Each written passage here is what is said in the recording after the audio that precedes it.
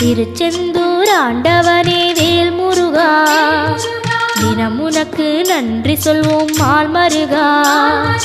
திருவடியில் தவம் இருப்போம் திருமுருகா, தீப்பெழுது நலமெனவே வடிவழகா.